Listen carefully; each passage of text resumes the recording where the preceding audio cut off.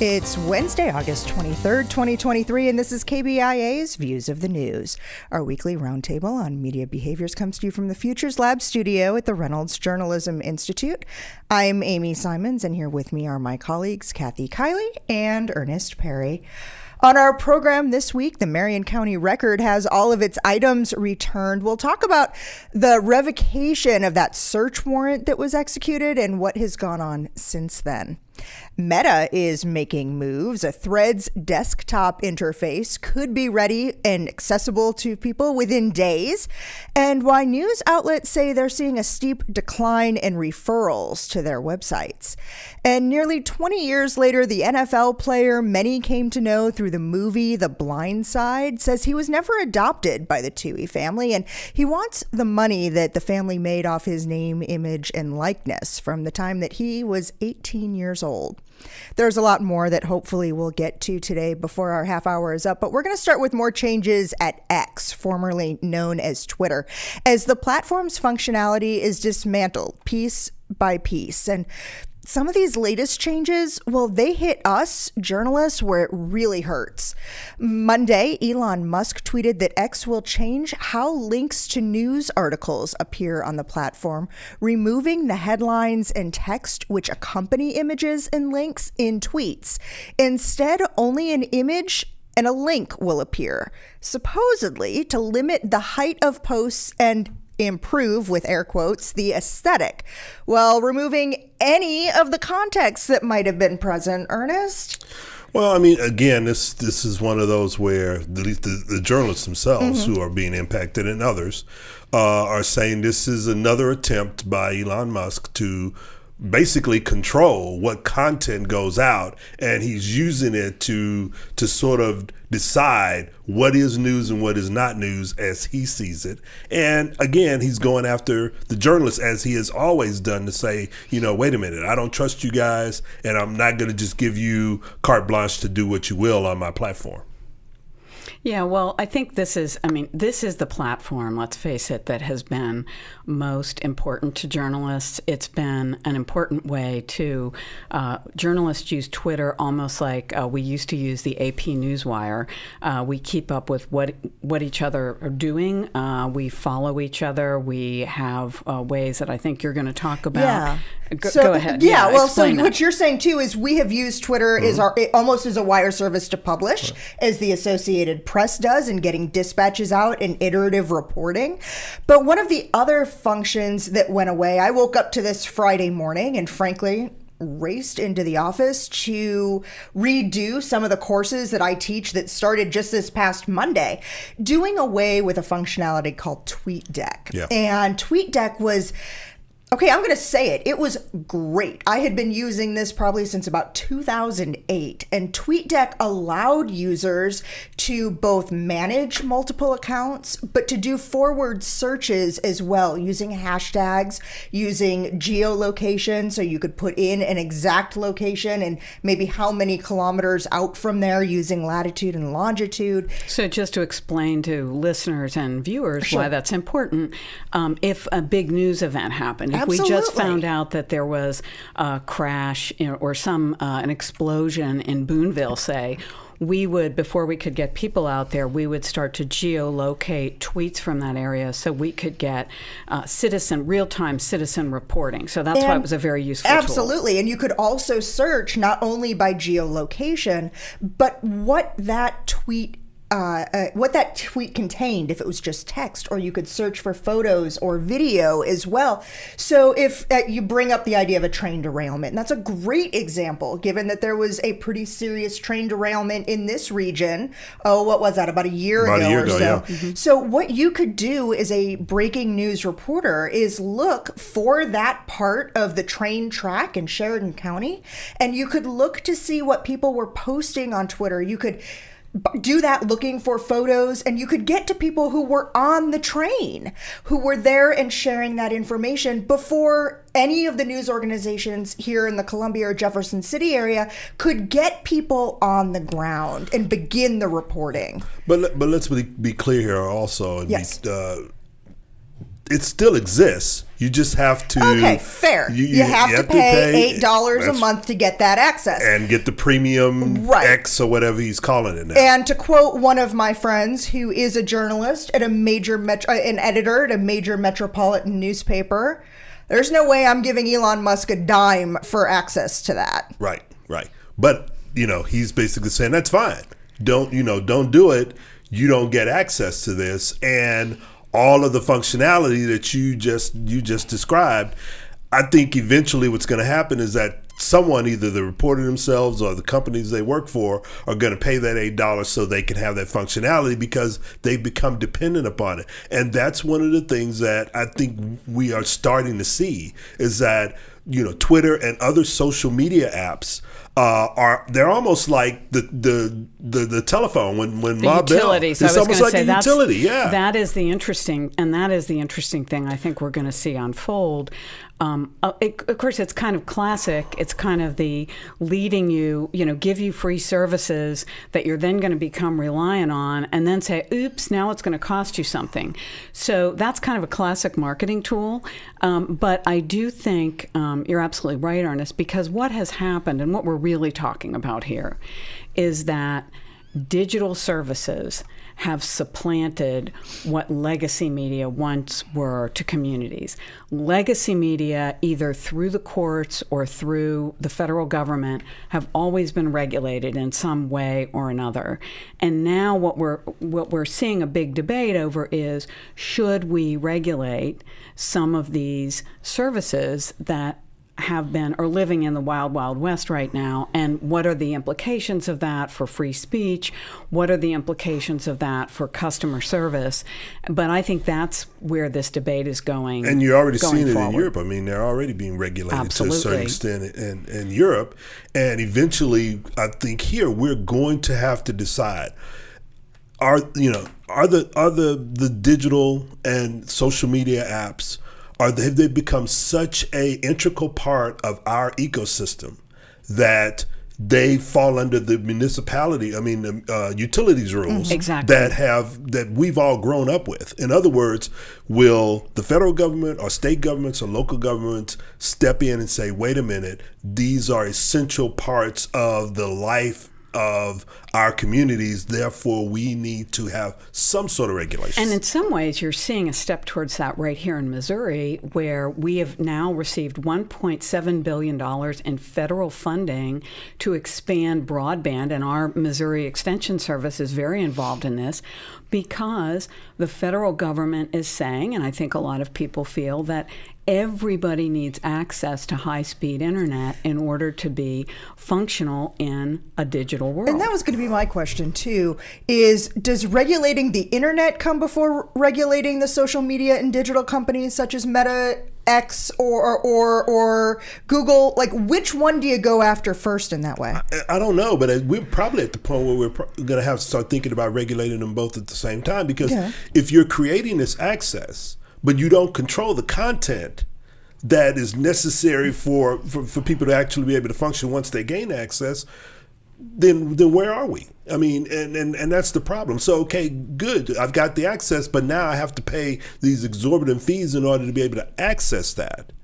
And that's not regulated. And so there it becomes a problem. Exactly, and that is where it comes, just like your Public Utility Commission that regulates how much you pay for gas or water or electricity, and that I think we may well be headed in that direction.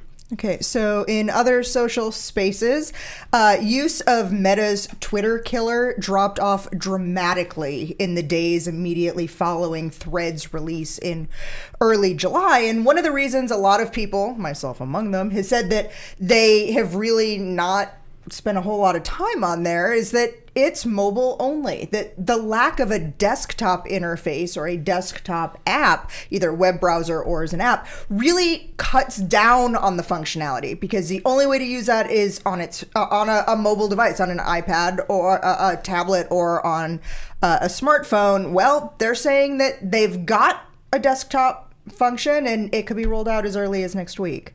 Yeah, well, we'll see what happens. I mean, I think, the appeal of Twitter was Twitter came first. It had an awful lot of users. That's where everybody went. since Musk took over Twitter and has been doing his best to kill it, in my opinion, you've got a lot of alternatives out there. You've got Mastodon, you've got Threads, and some others. And the question is, where is every Post News? Thank you. I think I've listed You're 7 much more different. hip than I am. No, not hip, but have listed about 7 or 8 of them that I'm asking students to at least try and check out and experiment with a little bit. But that is, and it's the same kind of thing we've seen on TV. You know, we used to have 3 networks and everybody knew what was going on. It's the same thing. It's a balkanization of the users and the audience. And so, unless and until, and again, getting back to the utility thing, one of the things that makes there are certain things where a monopoly is useful. That's right. And because we don't want to have to pick, we don't want to have like 6 different companies digging in our yard and so it's the same here. I mean, do we want a place that everybody goes?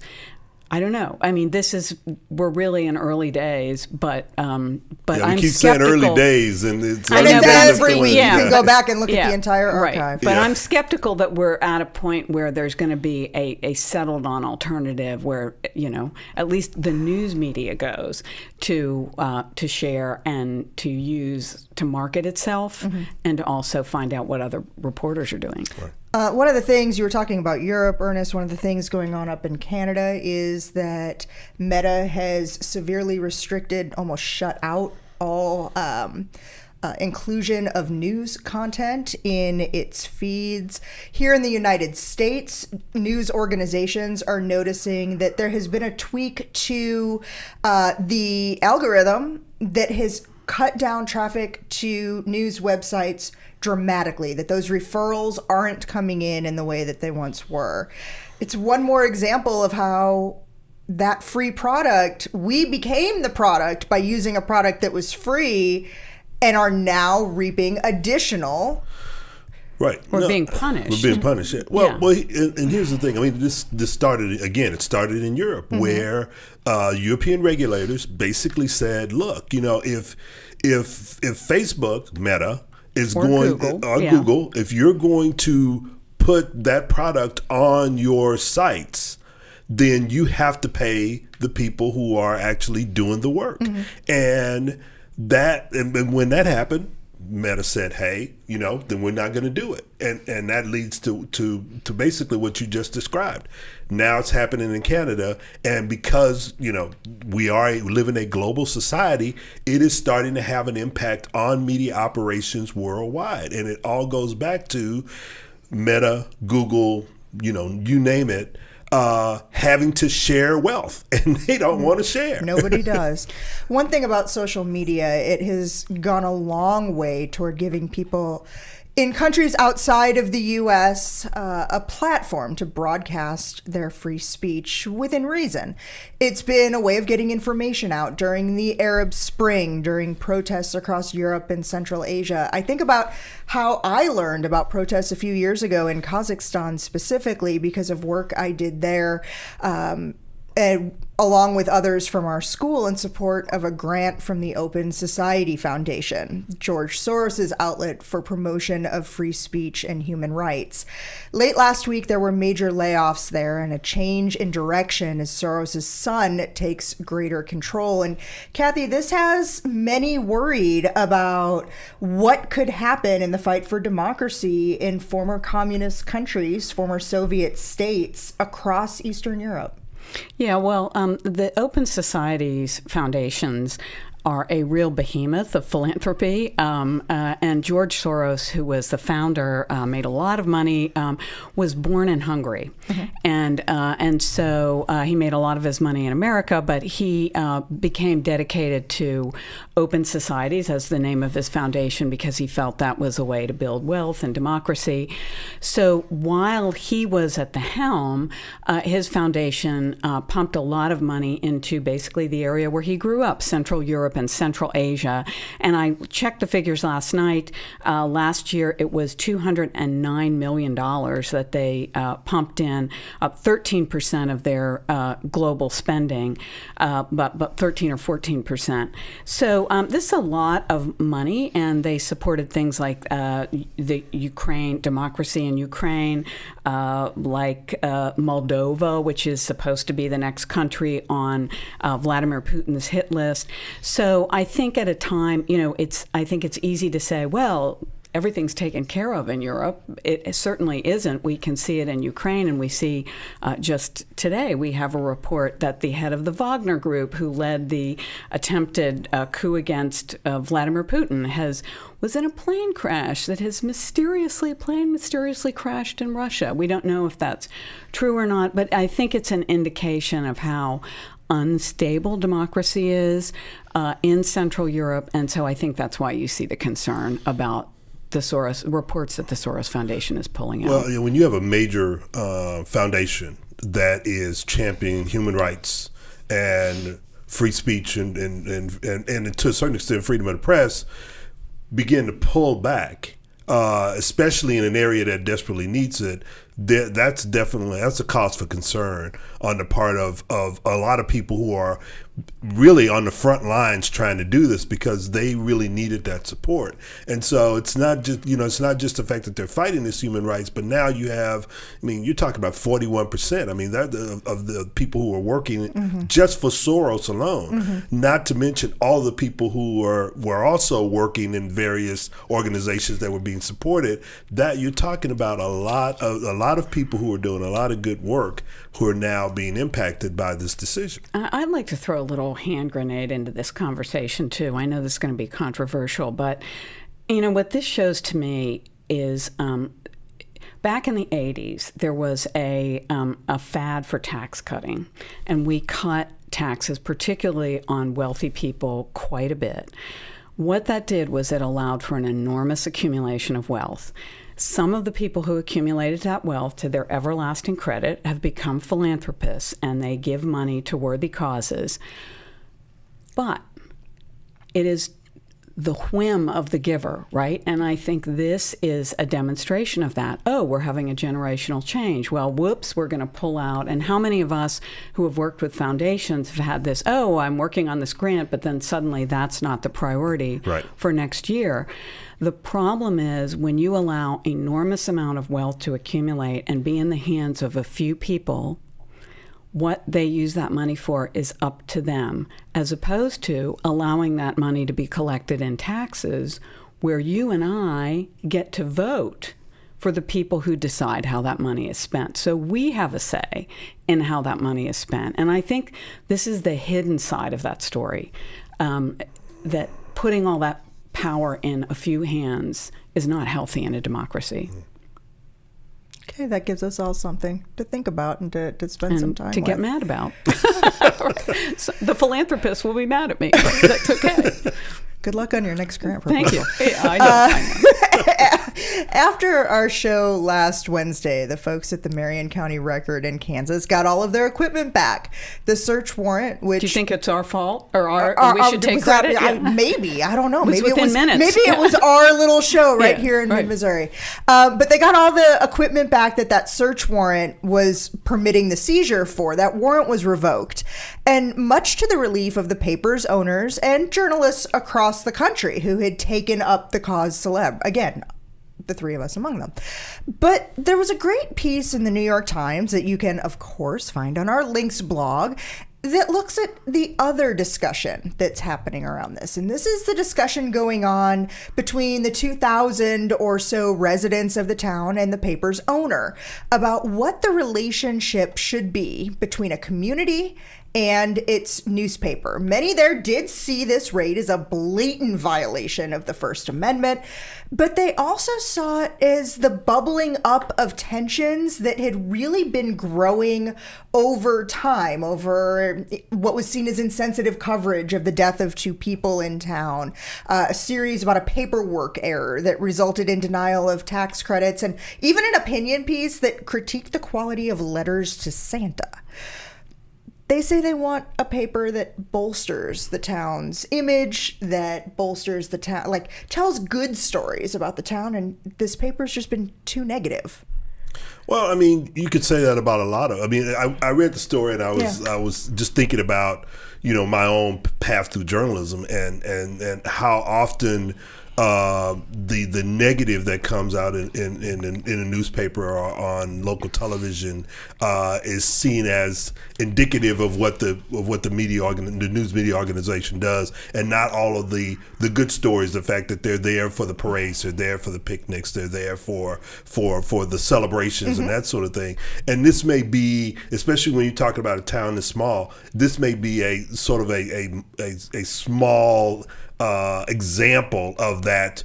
We're going to hold on to all that negative when something big happens and you find yourself in the spotlight for negative reasons, as opposed to if something great had happened in Marion and the newspaper was the one that sort of exposed that, would that narrative be the same? Well, and I agree with Ernest. I think it's really interesting. There is nothing, in my opinion, harder to do than local journalism, because your sources are in the supermarket with you, and you're going to hear about it. So finding that balancing point is a lot harder between, covering the community in a sympathetic way and also calling out the wrongs that need to be called out. That's always a lot harder, and you're going to get a lot more criticism. So you really have to have a thick hide. I think much thicker to do local journalism than national journalism, which is why all props to people who do that. But I think the other thing is, I agree with Ernest that people's memory is selective. And even the day that this raid happened, I went on to the Marion Records website, and they had a lovely story about a young boy, maybe 9 or 10 years old, who would go to the local senior center and practice, I forget what musical instrument it was, but practice the musical instrument he played with a 101-year-old man. And it was lovely. So it's not like this paper does nothing but exposés. I mean, they're clearly doing the good stuff as well. Well, and to be fair, the owner says he has this job to be the watchdog, like big town, little town, single main street. That is in part his job. And one of the critics in the piece, again, out of fairness, we should point out, is a local judge who is running uncontested for mayor.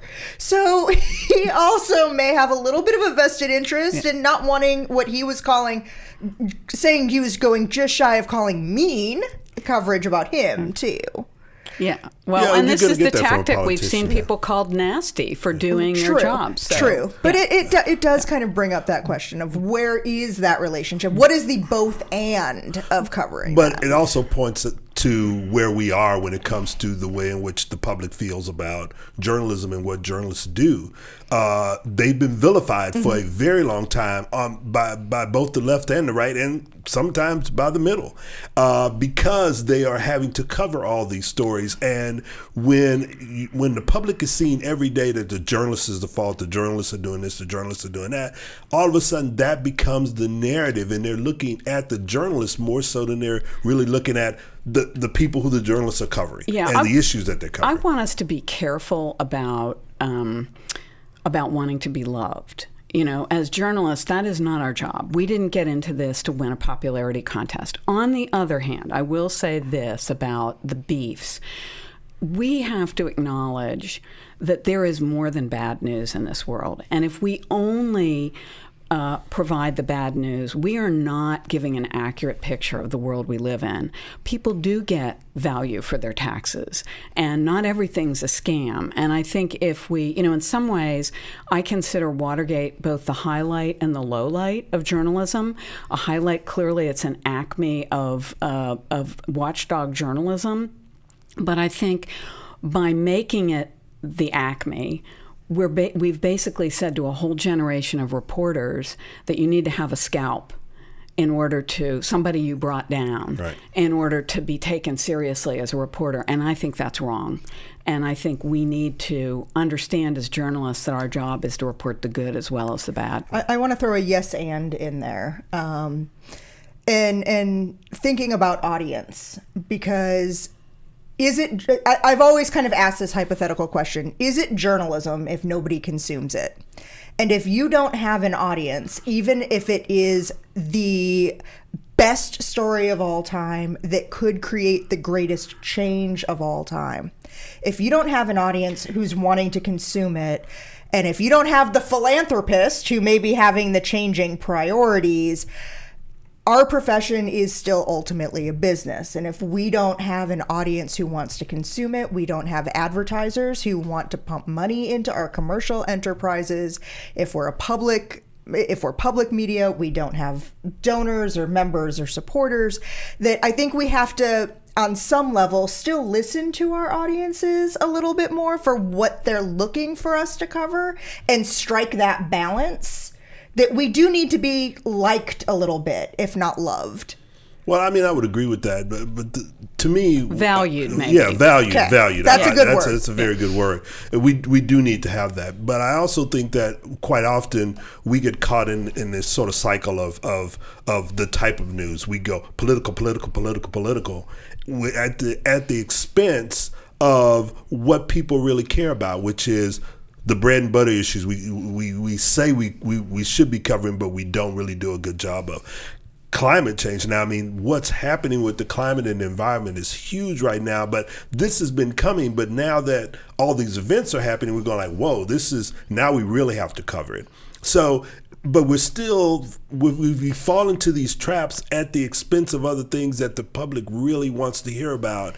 And they kind of get turned off when that's all we cover is, say, politics, or all we cover is bad news in the economy. And I think that's part of the whole thing about value. We need to understand in terms of are we giving them the value that they're looking for when they turn on the TV my message to the audience would be, you get what you click on. Yeah. Right? Yeah. So if you want more serious news, support it. And when your local news outlet says we're having a reader forum, take that seriously and participate in it, because we do listen. As Amy said, I think really eloquently, we understand that. You know, we're commercial enterprises. In one way or another, we have to earn your, we do have to earn your trust, but we have to earn your loyalty. And people will listen, so take it seriously and participate. I like that message. I'm going to actually throw our control room for a little bit of a loop.